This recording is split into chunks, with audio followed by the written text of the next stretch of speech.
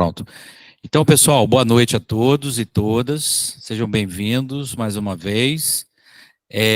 Então, hoje nós teremos a palestra da doutora Kátia Cavalcante, que ela é professora da Universidade Federal do Amazonas, do campus universitário Senador Arthur Vigílio Filho, lá de Manaus. E ela é também coordenadora adjunta dos programas profissionais da área das ciências ambientais pela CAPES. Então, hoje a professora Kátia, ela vai proferir uma palestra para a gente, falando sobre muitas dúvidas, né? Tentando esclarecer muitas dúvidas que nós temos aí relacionados, principalmente essa questão da produção técnica, né? Das dissertações que vocês irão desenvolver. Então, o título da palestra dela é a pós-graduação profissional nas ciências ambientais. Então, eu passo a palavra para a professora Kátia. Boa noite a todos, é uma alegria estar aqui com vocês. Eu peço mais uma vez desculpa pelo ocorrido na semana passada, né, porque a gente tinha se programado tudo para acontecer no dia 8, mas assim, infelizmente, né, foram questões que estão acima do nosso gerenciamento, né, deixaram só um processo de ansiedade muito grande, mas ainda bem que a gente conseguiu resolver e agendar para essa semana. Bom, a ideia é que eu vou fazer algumas apresentações, mas que a gente tire esse rótulo, né, de palestra, porque palestra parece aquela coisa que está lá em cima, e aí a gente não conversa, né, eu acho que é muito mais uma conversa para esclarecer alguns pontos que a gente possa ter, dada aí a nossa experiência, dada a nossa atuação junto à coordenação da área das ciências ambientais, junto com o professor Carlos Sampaio, e o nosso colega Valdir, que esteve recentemente aí com vocês, uma solenidade de apresentação de aula inaugural dos cursos, né? E aí eu trazer um pouco dessa experiência, nessa conversa, né, situando um pouco o que são as ciências ambientais, situando o trauma, né, dos programas profissionais, que é o produto técnico tecnológico, dando um panorama deles, né, em relação ao Brasil, e depois a gente bate mais uma bola mais afim, mais assim, mas eu tenho isso, como é que eu posso colocar isso? Vocês vão ver que, na verdade, não é um bicho de 7 cabeças, o produto técnico tecnológico é resultado muito mais, né, de uma ação, de uma demanda que você identifica na sua área de atuação, né? Ele não pode, e aí sim, talvez a gente possa melindrar alguns sentimentos, ele não pode ser, porque eu quero, né? Ele tem que ter toda uma justificativa para a sua criação, para poder depois ele ter essa capacidade da replicação e da própria aplicabilidade, tá bom? Obrigada, então, dando assim isso, agradeço mais uma vez o convite aí do Jackson, da Magda, e de todos vocês aí da UFRJ, aí no campus de Macaé, tá bom? Vamos testar agora, hein? Passou? Eu precisava só de um retorno. Bom, acredito que tenha passado, né? Sim, bom, passou. Tá bom. Então, para a gente falar, né, das ciências ambientais, a gente tem que lembrar dessa nossa natureza interdisciplinar das ciências ambientais. Porque se a gente fica procurando dentro, né, das grades, das disciplinas, quando a gente olha para a questão acadêmica, as ciências ambientais elas não vão aparecer como uma disciplina, né? E sim como um conjunto dessas disciplinas, né? Com uma pesquisa que tem uma atuação e ela deve ser sempre contextualizada, né? Ela deve estar sempre muito bem embasada por que você esteja fazendo esse tipo de trabalho e onde você estaria desenvolvendo esse seu melhor trabalho. As ciências ambientais, elas se colocam no limiar dessa fronteira, né, como das grandes áreas do conhecimento. Ela traz, né, quando a gente olha o conjunto das ciências ambientais, ou das ciências do conhecimento como um todo, você tem as exatas, da terra, biológica, e as ciências ambientais, ela está nessa fronteira, ela está dialogando com todas essas ciências, né, gerando conhecimento, você percebendo que as ciências da terra têm a ver com as ciências ambientais, as ciências sociais têm a ver com as ciências ambientais, ou seja, ela permeia todo esse universo da questão do nosso conhecimento. O conhecimento de várias dessas áreas, portanto, são fundamentais para responder às nossas questões. Então, da área da saúde, da área das ciências sociais aplicadas, seja o direito, seja a questão da economia ou da administração, seja a parte mais voltada para as ciências exatas, as engenharias, ou seja, todas elas, esse conhecimento, eles são preponderantes para que a gente consiga responder, né, e buscar soluções aí para essas nossas questões que afetam o nosso mundo do ponto de vista das questões ambientais, tá bom? Dando um panorama para vocês, né, a área das ciências ambientais é a 49, né, a gente diz que a área 49, ela está nesse escopo das 51 áreas de avaliação da CAPES. Nós fomos criados em 2011, né, em decorrência dos programas da área interdisciplinar, sobretudo numa área que é considerada a área de meio ambiente e agrárias, né, nós estávamos, se entendia que nós estávamos muito mais voltados, muito mais próximos dessa área agrária, e aí depois de uma discussão, né, de um desenvolvimento, de uma compreensão, de uma evolução, em 2011, então é criada a área das ciências ambientais, na 49ª área da CAPES. A gente, o objetivo maior, né, dessa necessidade, quando eles começam a discutir lá atrás, foi abordar os desafios, né, considerados, né, dessa ação dos sistemas antrópicos e dos sistemas naturais, né, que estavam em processos, digamos, crescentes no mundo como um todo, e aí a gente precisava dar respostas, né, principalmente a CAPES precisava dar respostas para que a gente pudesse, então, ter uma compreensão maior dessa área específica de atuação. Nós atuamos em 4 blocos, né, o que a gente chama de 4 blocos temáticos, onde são desenvolvidos vários trabalhos de várias linhas dos vários programas que compõem a área, né? Nós temos, então, os temas-chave, que é o desenvolvimento sustentável e o meio ambiente, uma área de formação e atuação, então, de ciências políticas, economia, sociologia e história. Nós temos aí agregado 41% dos programas dentro dessa área, da área 1, né? Na área 2, cujo o foco é trabalhar as questões dos recursos naturais, aí com as áreas mais próximas da ciência, as ciências biológicas e ecologia, nós temos 37 programas dentro atuante dessa área nas ciências ambientais. A área 3, políticas públicas ambientais e a gestão e o planejamento, né, que trata aí do planejamento urbano regional, da arquitetura, da geografia, da administração, temos 50% dos programas agregados a essa linha. Vocês podem estar perguntando, mas o programa é só direcionado nesse? Ele pode estar com uma atuação em outra área? Sim, ele também pode ter, mas esse valor que a gente está dando do percentual é a área maior de concentração dele, é a área onde ele se torna mais forte, ok? Bom, temos ainda o 4º tema, que são tecnologias, modelagens e geoprocessamento, né? Que vai envolver mais aí as áreas de conhecimento da engenharia civil, da ambiental e da química, e os próprios modelos de geoprocessamento que estão aí nesses cursos que estão sendo criados no Brasil. Nós temos aí em torno dessa área 57 dos programas de pós-graduação. Vocês podem estar se perguntando, mas são todos profissionais? Não, esse quadro, ele abrange tanto os programas acadêmicos como os programas profissionais.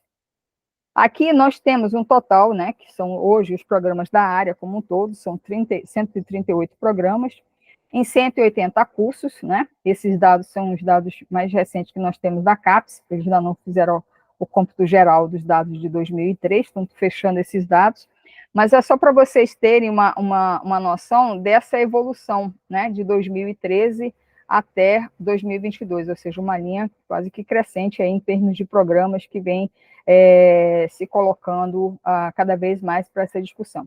Temos também aqui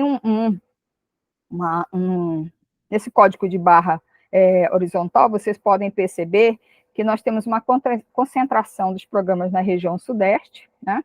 na região Nordeste, em 32, no Sul, em 30, e aí nós temos, vai descendo um pouco para a região Centro-Oeste, 18, e na região Norte, somente 16 programas que tratam das ciências, da temática das ciências ambientais. E aí né, a nossa perspectiva é que a gente consiga aumentar isso muito mais, porque a região Norte é a região aí que concentra um bioma extremamente rico na sua biodiversidade, a questão dos recursos hídricos, ou seja, possui uma riqueza e que precisa ainda ser cada vez mais estudada para ser compreendida pelo homem como um todo. Temos agora, né, um panorama muito mais voltado para as ciências, para os programas profissionais da área das ciências ambientais. Nós somos, ao total, 32 programas, com 33 cursos, né? Temos aí uma concentração desses programas, mantendo a linha do quadro anterior, do slide anterior, a região Sudeste, com 16. Vocês podem perceber que na região Centro-Oeste nós temos um programa profissional. Na região Norte nós temos 3 programas profissionais, houve uma inversão entre a região Norte e a região Centro-Oeste. No Sul nós temos 4 e no Nordeste 8 programas. Então, ainda há uma concentração muito grande aí na região Sudeste, e é claro que a gente precisa ampliar essa discussão para as demais regiões do país em relação ao que sejam os mestrados profissionais, né? E aí, essa é uma das metas que a gente está nessa gestão aí a trabalhar em relação à amplitude e ampliação da concepção dos mestrados profissionais. Bom, mas aí vocês devem estar se perguntando, e o que é, né? O que são esses programas profissionais? Por que eles são importantes, né? É uma modalidade da pós-graduação voltada a uma capacitação especificamente para profissionais, né, das diversas áreas do conhecimento. Tem como objetivo maior a contribuição do setor produtivo, né, em agregar um nível maior de competitividade e produtividade de empresas e organizações.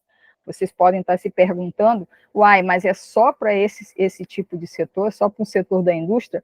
Não necessariamente, né? Entendendo que outros setores, por exemplo, o setor de ensino, né, o setor de saúde, ele também tem um diferencial nessa produção, nessa competitividade, nessa produtividade em termos de metodologias, né, ou de procedimentos, de soluções de problemas que são inerentes a essas áreas, né. Esses programas profissionais, eles devem, né, apresentar uma estrutura curricular que enfatize a articulação desse conhecimento atualizado, que vem da academia, o domínio de metodologias pertinentes à aplicação orientada para o campo da atuação profissional. E aí, talvez, né, muito talvez, é que a gente precisa começar o processo de desagregação. Por quê? Porque a maioria do corpo docente, ele é formado, né, vou chamar nos preceitos ou nos procedimentos da academia voltada para os mestrados acadêmicos. E esse descolar, né, essa visão de que os processos metodológicos, né, as teorias, os métodos, eles também podem ser aplicados para um mestrado profissional, só que talvez não com todo aquele processo demorado. Eles precisam ser revistos e adequados a essas novas situações, né? Talvez aí esteja o grande processo de ansiedade, o grande processo de programas, de professores que estão no acadêmico e que levam um tempo, né, de maturação para compreender essa ação dos mestrados profissionais. Os programas profissionais na área das ciências ambientais, eles têm, né, uma discussão voltada lá à pesquisa e desenvolvimento. Busca-se com isso, né, capacitar esses profissionais com habilidade de conhecimento especializado, de modo que ele possa impulsionar a inovação de bens e serviços dentro da sua área de atuação e a aplicação de novas tecnologias, né, socioambientais. E aí você pode dizer assim, mas em todas as áreas? Sim, por que não? né? Por que não que eu não consiga resolver pegar e aí é por isso que entra a questão da replicabilidade, né? Quando a gente pensa num produto, um determinado produto é estabelecido ou proposto para uma determinada situação. Mas você pode reflexionar em cima desse produto e ver se esse produto você não consegue replicar e adequá-lo a uma outra situação. Então, essa talvez seja a facilidade, essa talvez seja o grande diferencial em relação à questão dos produtos técnicos tecnológicos, né? Eles não são produtos estanques que vão ficar nas suas prateleiras, eles ganham vida a partir do momento que eles são aplicados, a partir do momento que eles são executados para além da defesa, né?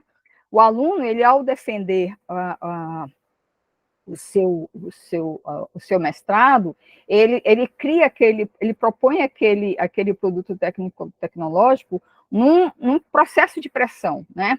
Mas esse produto, ele vai acabar dando resultados, ele vai acabar interagindo nessa questão da sua aplicabilidade, né, na questão do seu contexto, muito mais quando ele reaplicar novamente, mas sem a pressão do processo da capacitação, né? Quando ele, com outro olhar, né, em outro estado emocional, ele consegue aplicar, ele consegue ver melhorias que ele pode fazer naquele produto, ou seja, o produto técnico-tecnológico não é, em si só, uma coisa acabada quando ele faz a defesa. Ele é algo dinâmico, ele é algo que, ao ser aplicado ou replicado, ele ganha uma outra proporção, ou seja, ele te permite que você tenha uma nova roupagem, até para algo que você, naquele momento, solucionou um problema específico da tua demanda, né?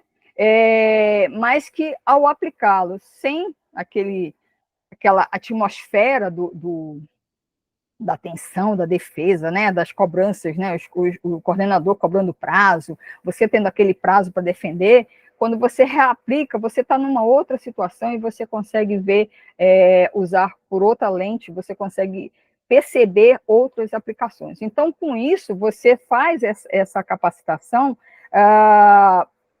de uma forma transformadora, né? Ela vai ser transformadora em termos de procedimentos. Por quê?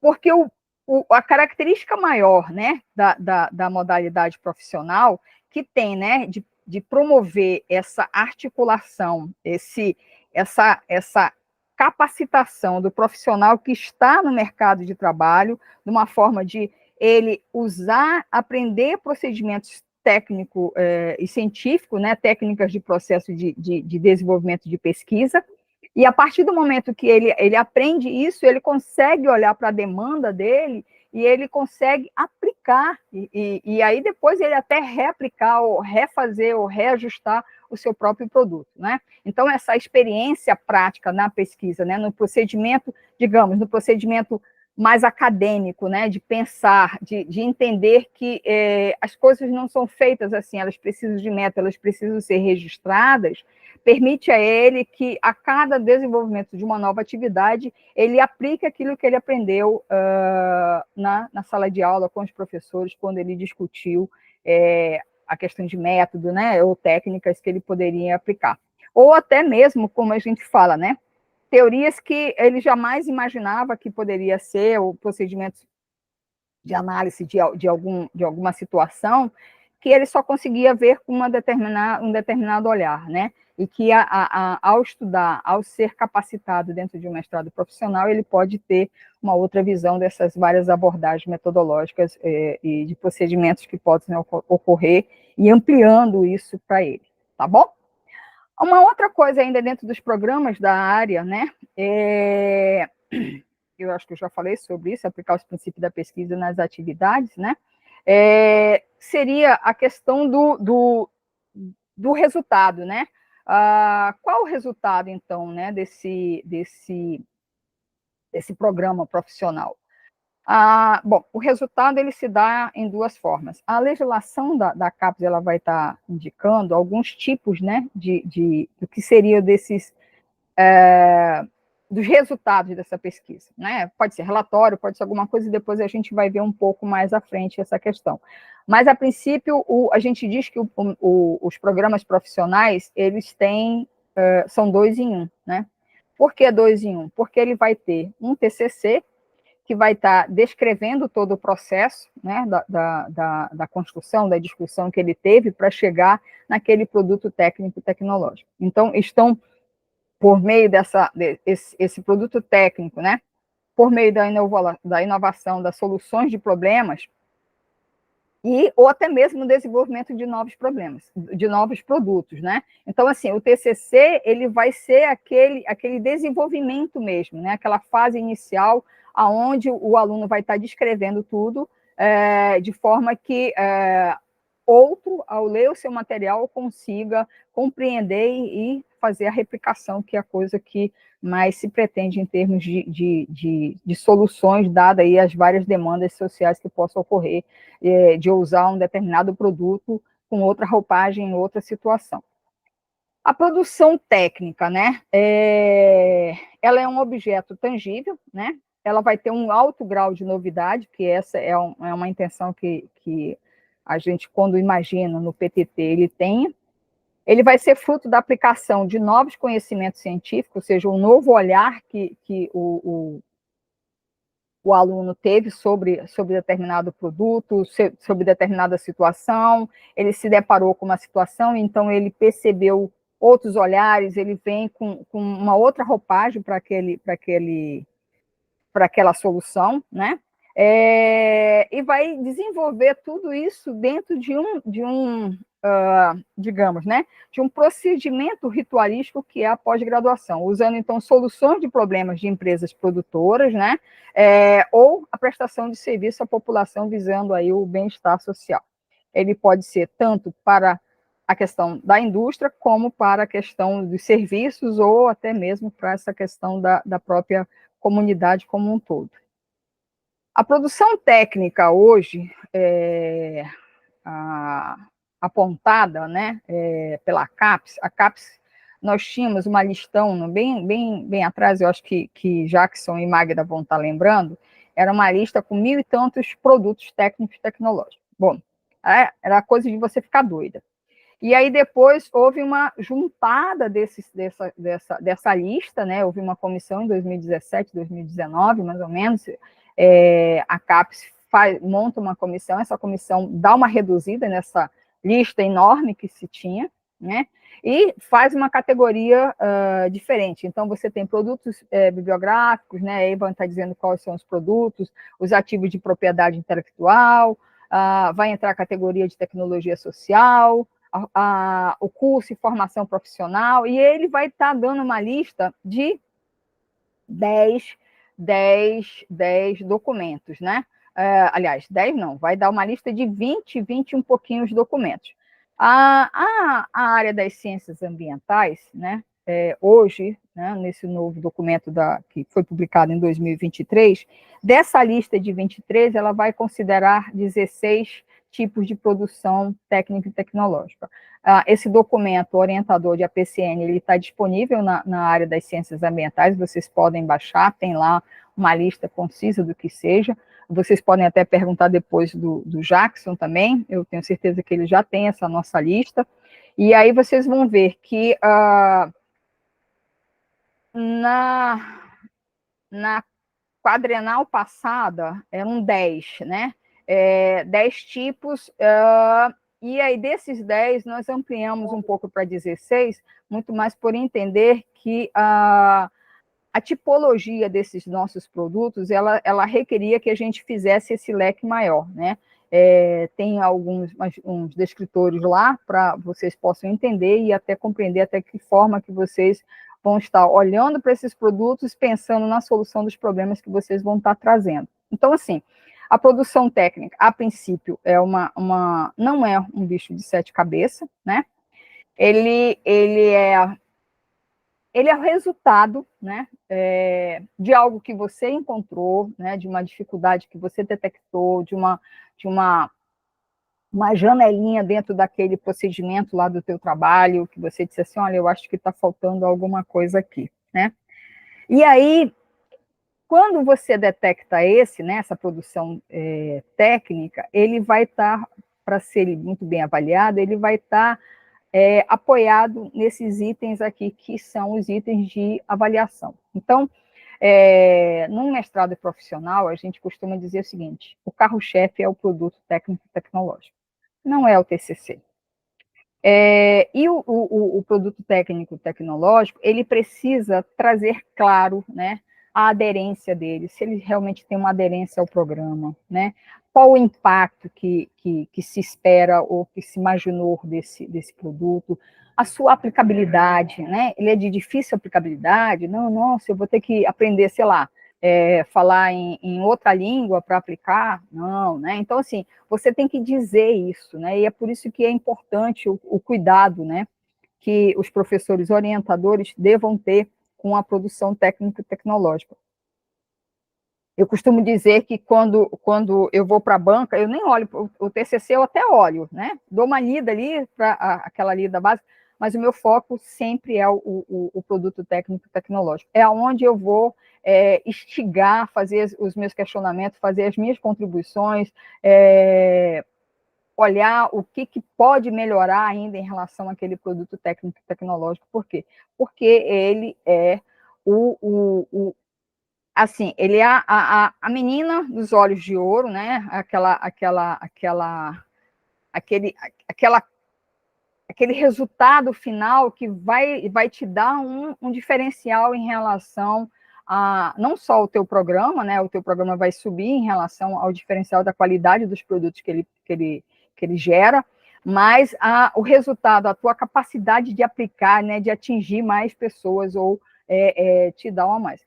Quando a gente percebe um produto técnico que vai para a estante, gente, é uma tristeza, né? Dá uma tristeza, assim, porque, nossa, o cara investiu tempo, sabe? Teve horas de pensar e o produto dele vai estar pensando para a estante, não para fora. Bom, mas o que seja aderência, né? A aderência principal é uma coisa que é extremamente importante, que alguns produtos técnicos acabam não denotando isso, é se o produto se vincula conceitualmente e na prática profissional à área de concentração e as linhas de atuação do PPG profissional, né? Depois eu acho que o Jackson vai explicar um pouquinho as linhas de atuação de vocês. Eu acho que vocês, quando entram no curso, vocês veem qual é a linha de atuação, né? A área de concentração de vocês e as linhas de atuação onde vocês podem estar desenvolvendo as atividades. Então, o produto técnico de vocês, ele tem que ter total aderência ao programa. Ele não pode ser uma coisa que, porque eu pensei assim, eu quero fazer assim. Não, ele não pode ser isso, porque esse tipo de ação, ele só prejudica, né? Então, assim, há um cuidado de você dizer lá, né, ao elaborar o seu produto técnico tecnológico, que o produto, né, gerado do resultado do TCC, né, possui aderência à área tal, à linha tal. Coloca lá, não custa nada você deixar isso muito bem claro, né? Não só para o leitor, né, mas saber que você tem de onde você veio, né? A gente costuma dizer o seguinte: a nossa aderência maior com a nossa família é mediante nossa mãe e nossos avós, né? Porque nós fazemos parte daquela família porque nós possuímos uma aderência com aquele sobrenome, né? Então é um pouco de lembrar isso.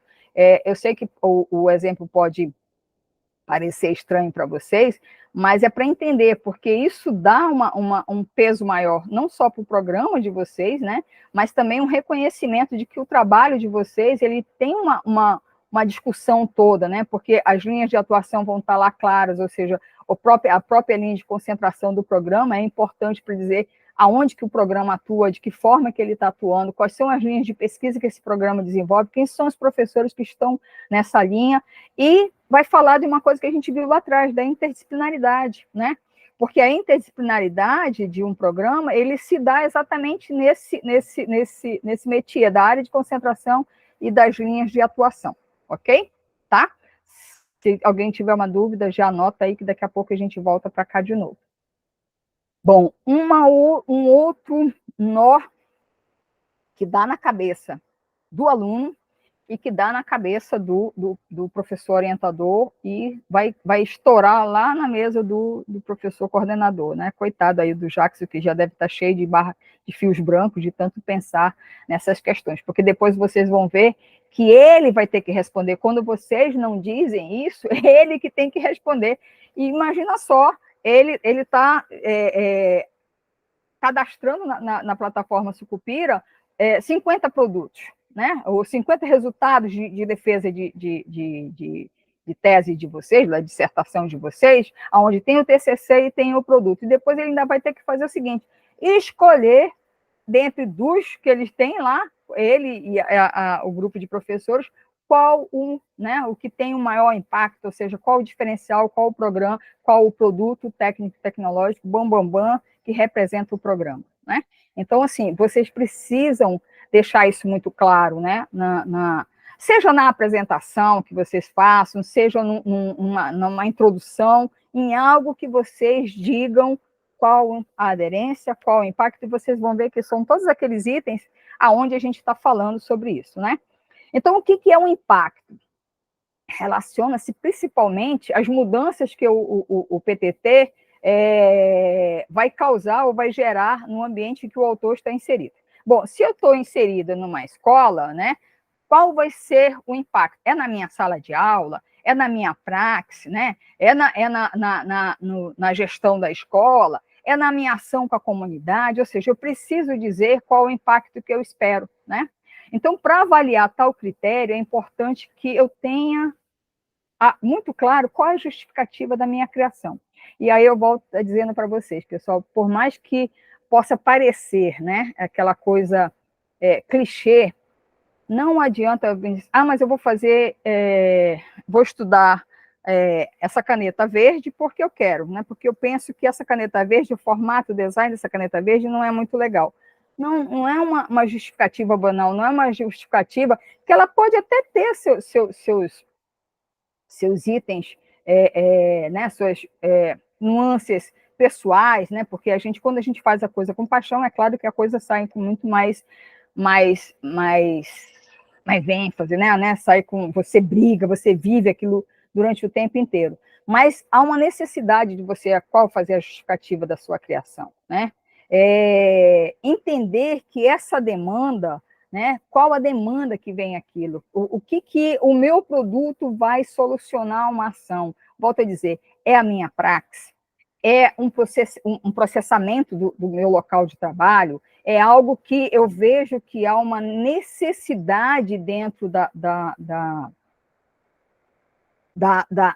atuação da instituição onde eu trabalho, né? Há um vácuo entre uma ação e um outro lado. Então, assim, eu vou tentar fazer uma ponte e construir isso aí. Ou seja, eu preciso entender essa demanda.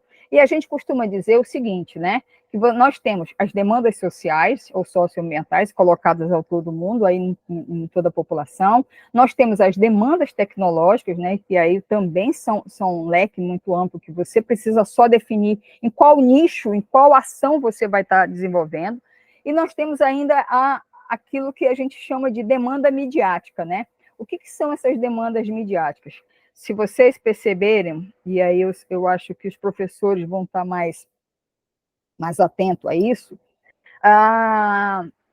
eu digo que os produtos pós-pandemia, eles criaram uma linha, né, muito voltado para tecnologias ativas, né, agora são as mídias sociais, ou seja, por quê? Porque está na onda, são coisas que a gente está usando todo dia, então, assim, acaba sendo o que a gente chama de demanda midiática e não uma demanda muito mais pautada.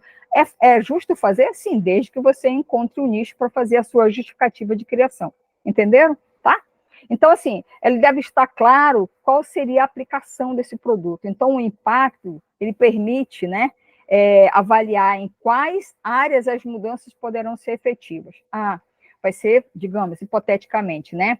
A mudança, o impacto que eu espero, né? Na mudança, na minha ação, na minha praxe enquanto professora, na minha ação enquanto técnico ou responsável por um procedimento X na empresa, essa demanda se faz necessária por causa disso, disso, disso, disso, e a aplicação do produto vai se dar envolvendo a área A, B, C e D, ou seja, se eu deixar isso claro no texto, né, eu já deixo assim uma coisa bem clara, bem palatável para quem esteja olhando o teu material e para quem vai estar fazendo uso depois desse teu material, ok?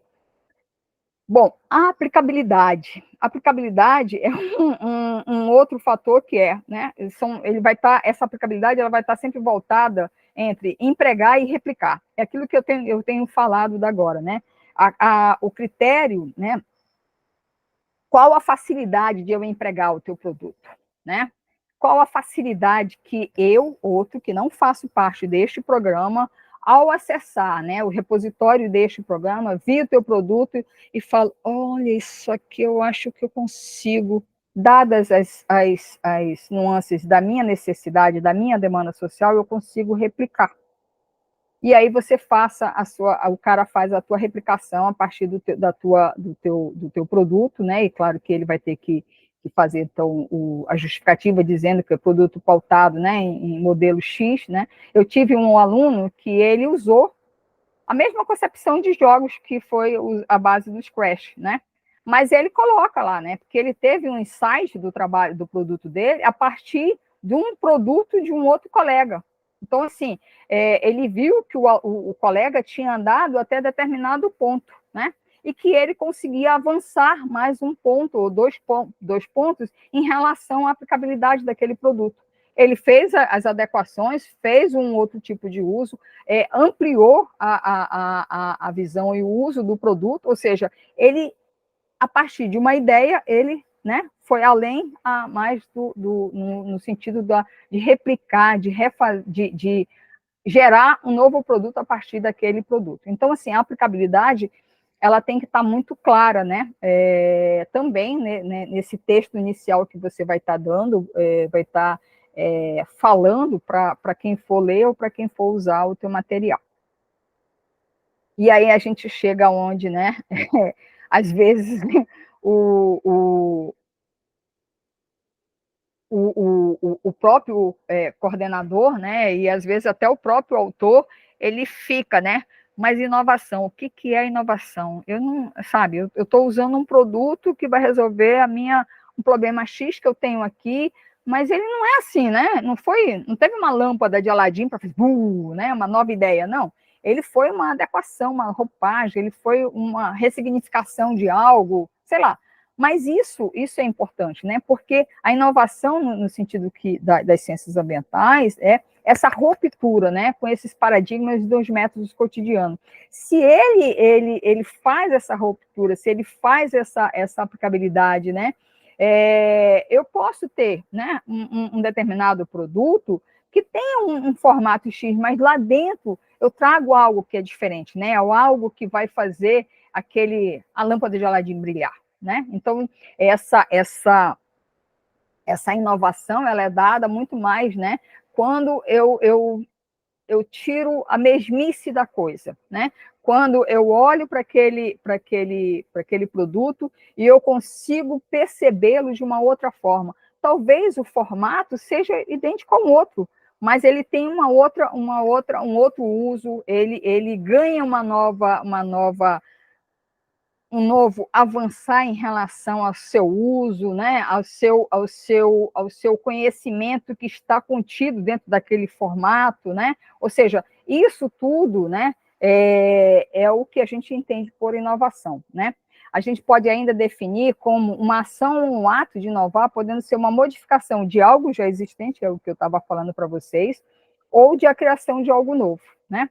Esse algo existente, sei lá, eu costumo dizer que se a gente for perguntar do povo brasileiro, o povo brasileiro, olha, é brilhante em termos de inovar procedimentos, né? E a gente que acaba dizendo que ele não tem um título, mas ele consegue contar uma história diferente a partir de elementos que você possa dar. E isso ele está inovando. Então, é um pouco disso que seria a inovação para que a gente possa entender qual o caráter que o nosso produto técnico-tecnológico tem em relação a isso, tá bom? E aí a gente chega na complexidade. Ah, complexidade tem a ver com difícil? Não, tem a ver com diversidade de autores, tem a ver com relações e conhecimentos necessários à elaboração daquele produto, né? Tem a ver com a sinergia, com a interação de múltiplos autores, né? Com a multiplicidade de pessoas que vão usar aquele material, né? Se é só eu na minha sala de aula que vou usar o material, ele não tem complexidade nenhuma, porque eu já estou ciente disso aqui. Mas se eu, enquanto professora, vou utilizar aqui na minha sala de aula, né? Outro professor, ele consegue utilizar isso também, de repente eu crio um grupo de pessoas aplicando o mesmo produto ou usando o mesmo produto, isso me dá uma complexidade de uso, né? Se eu vou fazer um uso de um material que eu entregue para um grupo de pessoas, que esse grupo de pessoas vai usar em outros locais, isso também é complexidade, né? Então, a complexidade é entendida aqui como a combinação de vários conhecimentos, seja para a sua elaboração, né? Pegando aí do ponto de vista da experiência lá do mestrado do qual eu faço parte. A gente trabalha com a questão do ensino, né? Então, se eu vou pegar o conhecimento meu, né, o conhecimento de um outro colega professor, o conhecimento dos alunos que vão estar envolvidos, né? Isso, ou seja, eu já tenho ali uma combinação de diversos níveis de conhecimento ou de níveis de aplicabilidade daquele material. Então, isso gera uma complexidade.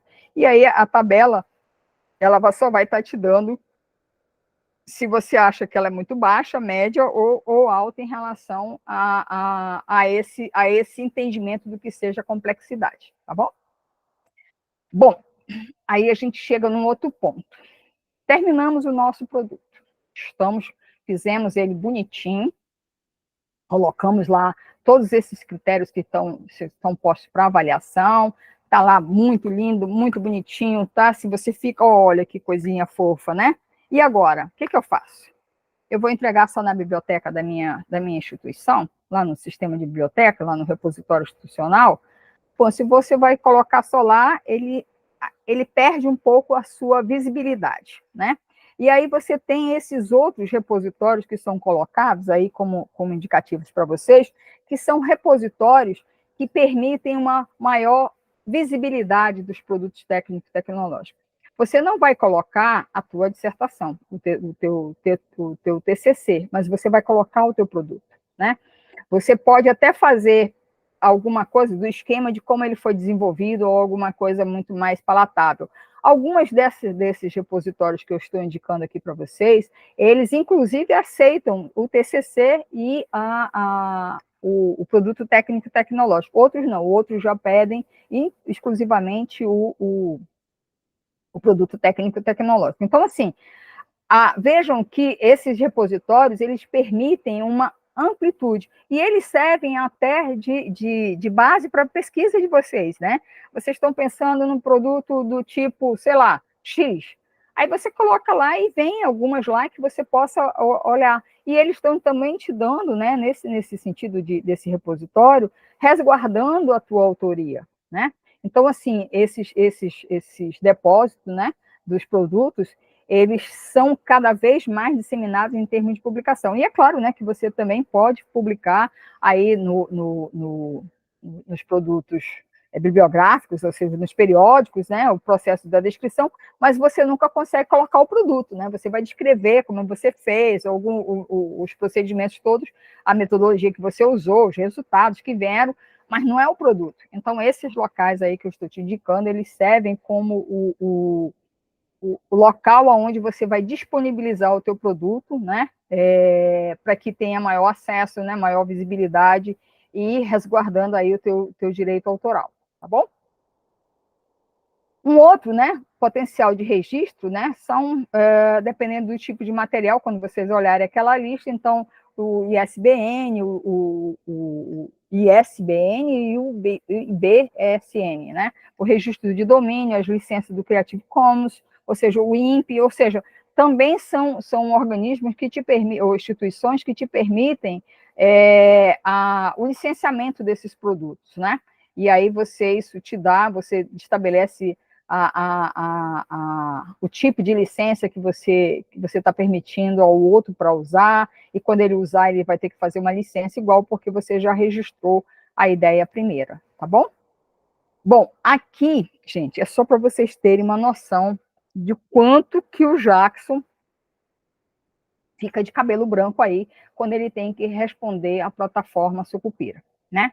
Aqui tem algumas perguntas, né, que ele tem que responder. E se você não coloca lá no teu produto técnico e tecnológico, ele tem que ficar anotando, correndo atrás, ligando para você ou para o teu orientador para tentar saber. Então, você coloca lá. Olha lá, a questão da produção técnica, a demanda, né? Aquilo que a gente falou, é uma demanda espontânea, é uma demanda por concorrência, uma demanda contratada, é uma demanda social. Se você esclarecer isso, por quê? Porque você pode ter na demanda contratada uma instituição que te, né, bancou você, olha, estou te liberando para você fazer tal curso, mas eu quero que você solucione tal problema. Então, isso é uma demanda contratada, né? Então, assim, você tem que especificar esse tipo de demanda, né? Você tem que colocar o setor da sociedade beneficiada pelo impacto, né? Há uma necessidade de expressar, professores do ensino básico, não, são técnicos de contabilidade, são técnicos de enfermagem, ou, sei lá, são engenheiros de produção. Você tem que dizer, né, qual o setor da sociedade que vai se beneficiar com será beneficiada pelo impacto do teu produto, né? E tem uma lista lá, depois vocês podem pedir para ele, até para ele imprimir, para que vocês tenham noção disso, para atender até auxiliá-lo, né?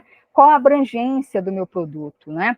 A abrangência do produto. Às vezes eu faço um produto só para minha cidade.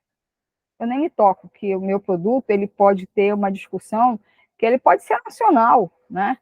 De repente, o produto que eu vá discutir, sei lá, a questão da discussão de segurança hídrica, de repente pode ser de interesse internacional. Então, eu posso colocar que meu produto ele tem uma abrangência regional, ele pode ter, né, uma replicabilidade nacional, e ele, sei lá, né, no sonho do meu produto, imagina lá, avançar o mundo e ter uma abrangência territorial, dada a importância do tema que eu estou trazendo na construção daquele produto.